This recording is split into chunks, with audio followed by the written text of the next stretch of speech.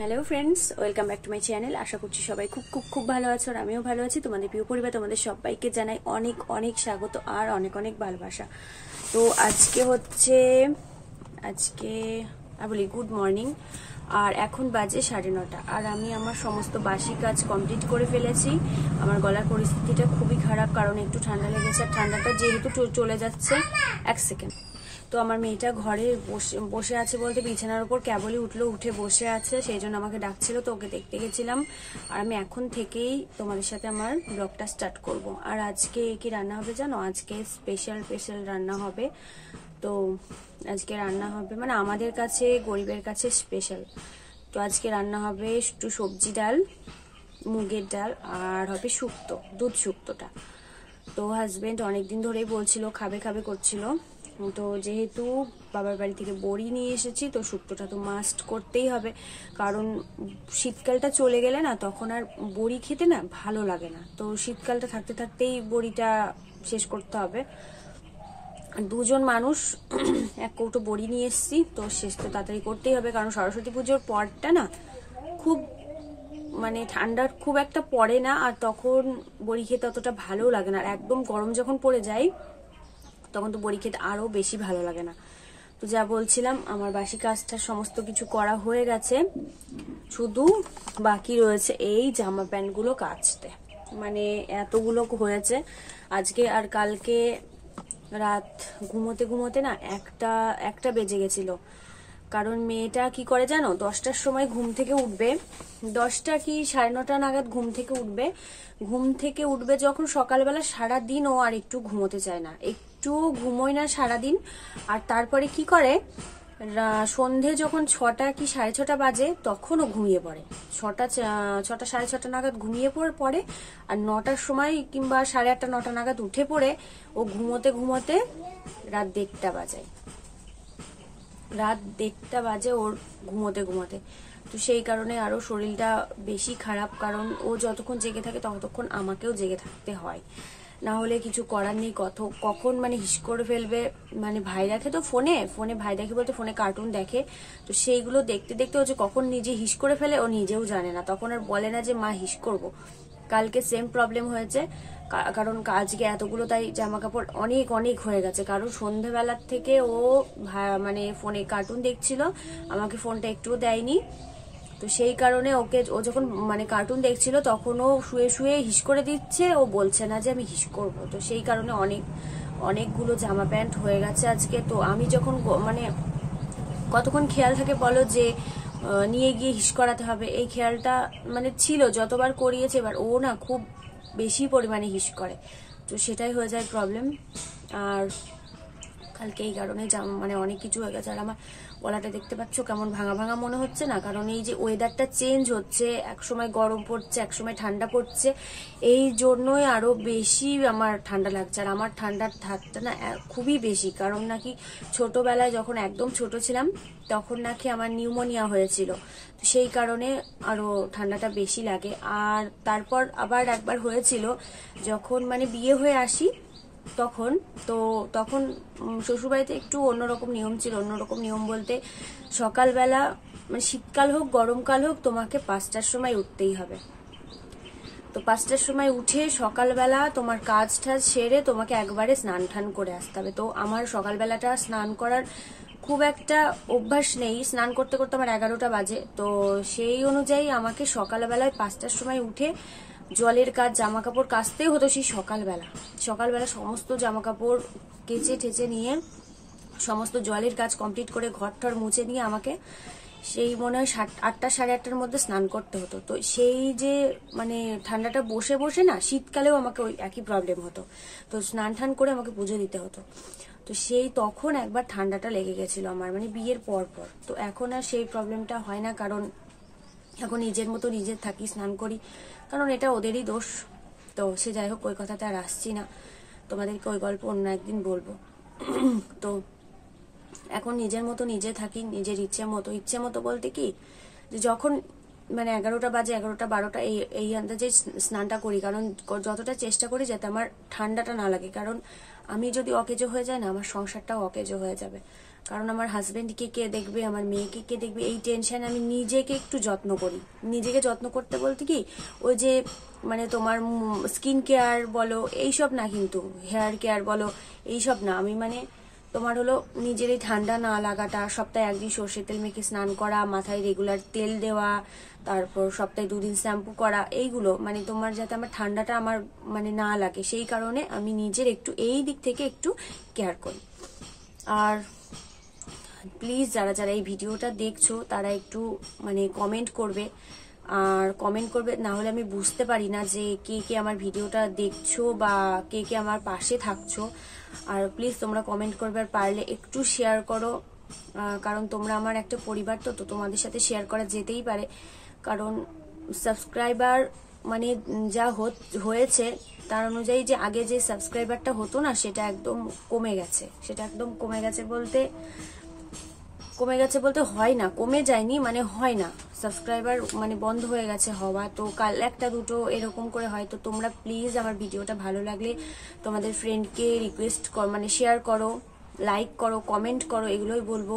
যারা যারা পাশে আছো তাদেরকে অসংখ্য অসংখ্য ধন্যবাদ। আর যারা এখনো আমার চ্যানেলটিকে সাবস্ক্রাইব করোনি তারা প্লিজ প্লিজ আমার চ্যানেলটিকে সাবস্ক্রাইব করে দাও, আর পাশে থাকা বেল বাটনটা প্রেস করে দাও, যাতে আমি কোনো নতুন ভিডিও ছাড়লে সেটা নোটিফিকেশন চলে যায় তোমার কাছে সবার প্রথমে, আর তুমি সেই ভিডিওটা দেখতে পারো। কারণ তুমি যদি সেই ভিডিওটা একটু দেখো না, 5 মিনিট দেখলে আমার মুখে একটা স্মাইল আসবে, আর আমার মুখে স্মাইল আসবে, আমি আমার দুটো পরিবারকেই ভালো রাখতে পারবো। যেমন আমি আমার মেয়ে নিয়ে একটা পরিবার, ওদেরকেও ভালো রাখতে পারবো হাসি খুশি থেকে, সেমন তোমাদেরকেও আমি ভালো রাখার অনেক অনেক চেষ্টা করব। আর আমি রেগুলার ভিডিও দিতে পারছি না, তোমরা যদি মানে কেউ যদি বলো, তো কেউ যদি না সরি তোমরা বললে আমি রেগুলার ভিডিও দেওয়ার চেষ্টা করব। মানে রেগুলার ভিডিও দিতে গেলে না একটু মানে টাফ হয়ে যায়, কিন্তু তোমরা যদি বলো যে ভিডিও দেবা তাহলে আমি দেবো। আর কি ধরনের ভিডিও দেখতে চাও তোমরা সেটাও আমাকে কমেন্ট করে জানাবে, তাহলে আমি সেই ভিডিওটা মানে দেওয়ার চেষ্টা করব। তো আমার মেয়ে উঠে গেছে, মেয়ে বসে আছে এখনো। আমি মানে সমস্ত বাসি কাজই কমপ্লিট করা হয়েছে, এখনো ঘরটার কিছু গোছানো ছোছানো হয়নি, জামা কাপড়গুলো কাচা হয়নি। এমনি যে ভিজে জামা কাপড় ছিল সেগুলো আমি মানে নেড়ে দিয়ে এসেছি। আর বললাম না কালকে মেয়ে হিস করে ফেলেছে, তো একটা লেপ মানে মেয়ের যে লেপটা সেটা আমি রোদ্দুরে দিয়ে এসেছি। আর একটা কথা জানো তো কালকে কি হয়েছে, কালকে একটা লোক এসেছিল সেই ব্ল্যাঙ্কেটগুলো বলে না, সেই ব্ল্যাঙ্কেটগুলো নিয়ে তো বিক্রি করতে। তো একটা লোক প্রথমে গেল, সেই লোকের কাছে 4টে ব্ল্যাঙ্কেট ছিল।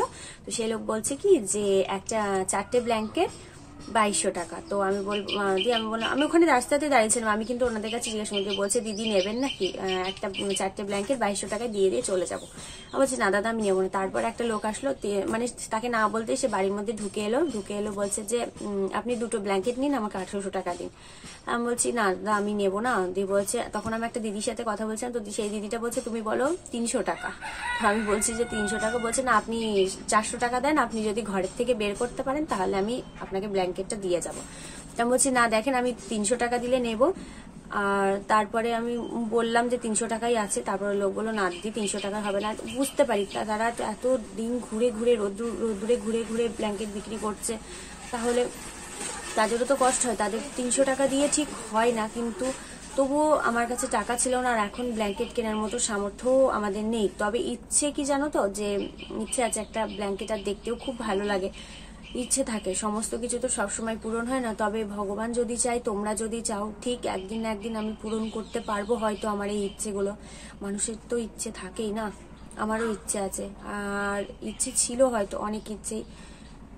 তো সেগুলো আস্তে আস্তে হয়তো হাজবেন্ড পূরণ করার চেষ্টা করে, যেটুকুনি পারে সেটুকুনি করে, কিন্তু মানে ও না মানে পেরে ওঠে না বলতে, একটা বাচ্চার কত খরচ না, একটা বাচ্চার অনেক খরচ, আর সংসার সমস্ত কিছু চালিয়ে, তারপর লোন আছে, লোন টোন চালিয়ে ও সমস্ত কিছু আবদার আমার মেটাতে পারে না। তবু চেষ্টা করে যে আবদার মেটানোর, যখন যেটা বলি তখন সেটা কিন্তু হয়ে ওঠে না। আমিও বুঝতে পারি যে ওর একটু কষ্ট হয়ে যায়, সেই কারণে একটু সেলাই মেশিনের কাজ করি। আর তোমাদেরকে তো আগেই বলেছি আমার ইউটিউবে আসা একটু ইনকামের জন্য বলতে কি যে ওর ওপর মানে অতিরিক্ত চাপ পড়ে যায়, সেই চাপটা যাতে একটু কমে সেই কারণে ইউটিউবে আসা। কারণ ও চায় না যে আমি বাইরে গিয়ে কোনো কাজ করি, বাইরে গিয়ে বলতে বাড়ির বাইরে গিয়ে কোনো চাকরি ঠাকরি কোনো কিছু চায় না যে আমি করি, তো সেই কারণেই আরও বেশি প্রবলেম হয়ে যায়। আর সেই কারণেই আমার ইউটিউবটা খোলা, যে পাশে একটা সাইড ইনকাম থাকলে কোনো প্রবলেম হবে না। আর কদিন পর থেকে তো আরও টেনশন বেড়ে যাবে, কারণ মেয়েটাকে স্কুলে ভর্তি করতে হবে, তারপর ওর পড়াশোনা, খাতা পেন বই। এখন ভগবান ভরসা, তোমাদেরকে বলছি প্লিজ আমার চ্যানেলটিকে একটু মানে সাপোর্ট করো, যাতে আমি একটু তাড়াতাড়ি আমার মনিটাইজেশনটা চালু হয়ে যায় আর আমি একটু সাইডে একটু ইনকাম করতে পারি। কারণ যারা যারা এই ভিডিওটা দেখো আমার ভিডিও, তারা হয়তো বুঝতে পারো যে আমার মানে সেরকম না, তো চলে যায় একটা তো পরিবার চলে যাওয়ার মতো চলে যায়, সেটা তো সবার না এখন যে চলে যায় সবার, কিন্তু তবু মেয়েটা একটু বড় হচ্ছে, আস্তে আস্তে ওর মানে একটু খরচও বাড়বে। তো সেই কারণে তোমাদেরকে বলছিলাম তোমরা প্লিজ আমার চ্যানেলটিকে সাবস্ক্রাইব করো আর আমাকে সাপোর্ট করো। আর তোমরা প্লিজ একটু মানে শেয়ার করো ভিডিওটাকে, কমেন্ট করো, লাইক করো, তাহলেই আমি বুঝতে পারবো যে তোমরা কিভাবে আমার পাশে থাকতে হচ্ছে। চলো, অনেক জ্ঞান দিয়ে ফেললাম, মানে অনেক দুঃখের কথা তোমাদের সাথে শেয়ার করে ফেললাম। আর তোমরা তো আমার পরিবার, তো তোমাদের সাথে শেয়ার করতে কোনো কষ্টই হয় না বা কিছু মনে হয় না, তো তোমাদের সাথে শেয়ার করতে ভালোই লাগে। ওই যে আমার মেয়েটা ডাকছে, তারও তোমাদেরকে দেখায় ও কি করছে। এই দেখো, সকালবেলায় ফেস পাউডারের কোটো নিয়ে বসেছে ও এখন, মানে মুখে মেকআপ করতে। আর এই যে আমার বিছানাটা এখনো তোলা হয়নি, তো চলো সমস্ত কাজ টাজ করে নি, তোমরা সঙ্গে থাকো আর দেখতে থাকো। তো তোমাদের সাথে কথা বলে নেওয়ার পর আমি চলে এসেছি বিছানা গুছিয়ে নিতে। আর মেয়ে উঠেছে, মেয়েকে তো দেখতেই পেলে মেয়ে উঠেছে, আর ওকে আমি বাইরে মাচার উপর বসিয়ে দিয়ে বিছানাটা গোছাতে চলে এসেছি। আজকে বিছানাটা পুরো মানে তুলে নিয়ে তারপর আবার সব ঠিকঠাক করে পাতবো। তো এইগুলো তো পাতাই থাকবে, আর তাছাড়া এমনি কভারটা চেঞ্জ করবো, বেড কভারটা। তো ওপরে একটা এর ওপরে একটা বিছানার মানে বেড কভার পেতে দেবো, তার উপরে আবার প্লাস্টিক দেবো, তারপরে আবার বেড কভার দেবো, তাহলে একটু ভালো হবে আর জিনিসটা দেখতেও ভালো লাগবে। আর আমার এই বেড কভারটা অনেক দিনের পুরনো, মানে আমার বিয়ের পরে তো এটা পুরনো হয়ে গেছে, তাই এটা ভেতরেই পেতে দিলাম। ঠিক আছে, তো চলো বন্ধুরা দেখতে থাকো আর সঙ্গে থাকো।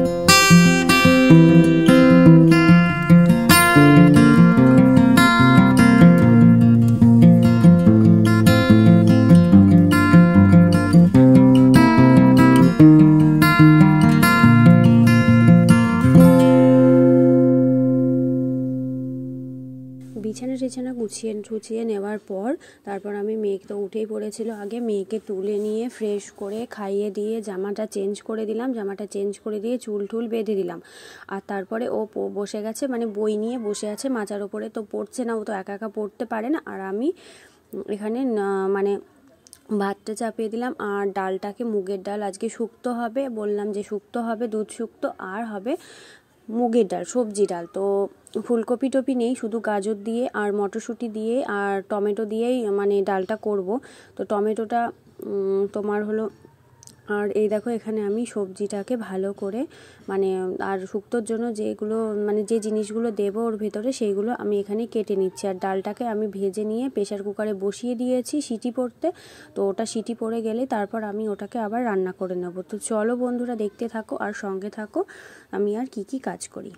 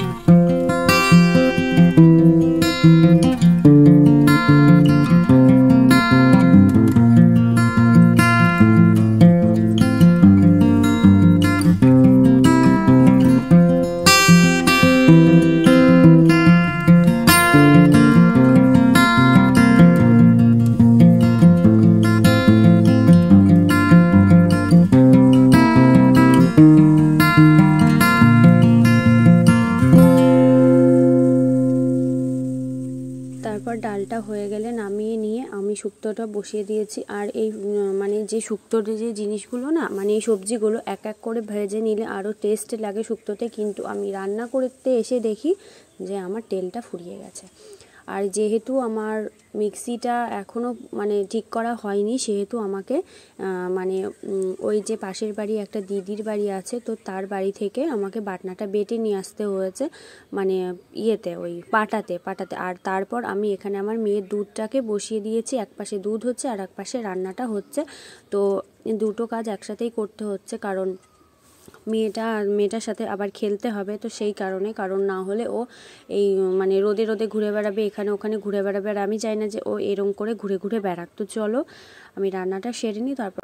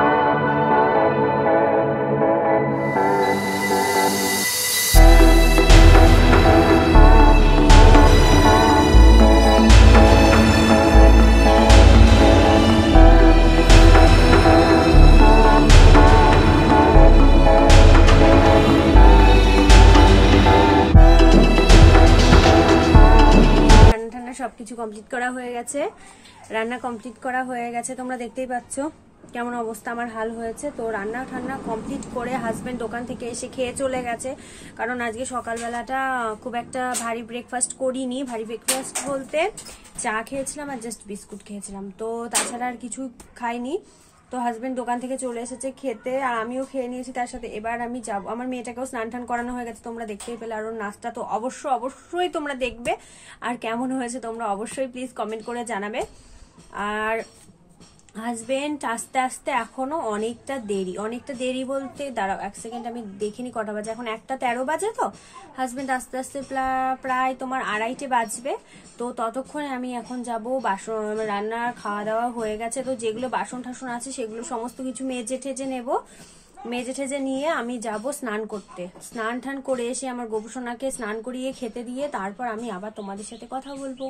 তো এখন আমাকে চলে যেতে হবে আগে বাসন টাসন ধুতে, ঘর উঠোন সবকিছু সবকিছু ঝাড় দিয়ে নিয়েছি। মেয়েটা বিছানার উপর খেলা করছে, মানে ওকে মানে স্নান টান করিয়ে সমস্ত কিছু রেডি করিয়ে দিয়ে তারপর আমি যাচ্ছি এখন স্নান করতে।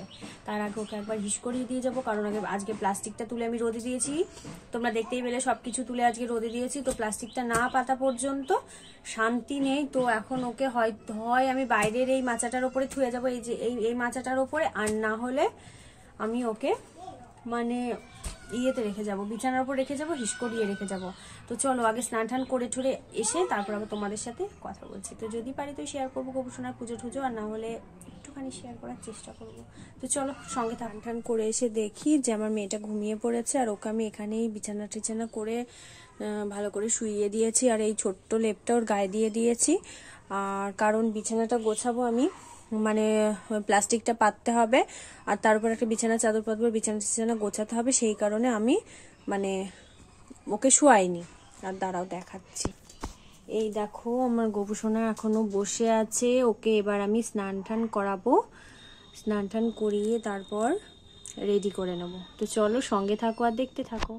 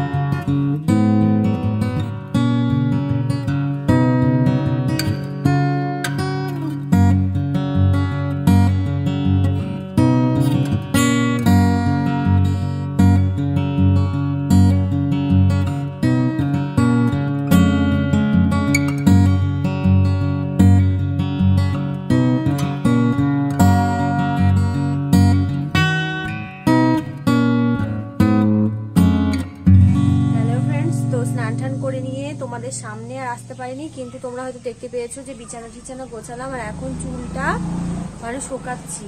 এখন বাজে, দাঁড়াও আমি তোমার দেখে নিয়ে বলছি, 4:10।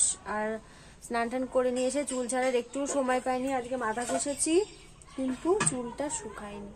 একটা সেই চুল শুকানোকে কি বলে যেন, হেয়ার ড্রায়ার, ওটা কিনতে হবে, কিন্তু কিনবো না বলতে এখন কেনার পরিস্থিতি নেই। সে যাই হোক, তো সেটা থাকলে হয়তো চুলটা তাড়াতাড়ি শুকিয়ে যেত, কিন্তু কিনবো হয়তো, আস্তে আস্তে কিনবো, সবই কিনবো। তো মেয়ে গেছে আমাদের এই পাড়াতে, সব বাচ্চা ঠাচ্চা মিলে সবাই একটা মানে সরস্বতী পুজোর আয়োজন করছে, তো সেখানেই প্যান্ডেল হচ্ছে, তো সেখানেই ও গেছে। আর আমি এখানে বসে গেছি তোমাদের সাথে বকবক করার জন্য। আর মেয়ে দেখলে এই জায়গাটা শুয়েছিল, আর এই যে এটার মধ্যে ভিজে জামা কাপড় সমস্ত কিছু তুলে নিয়ে এসে রেখে দিয়েছি। আর দাঁড়াও তোমাদের দেখাচ্ছি শুকনো জামা কাপড়, এই যে শুকনো জামা কাপড়।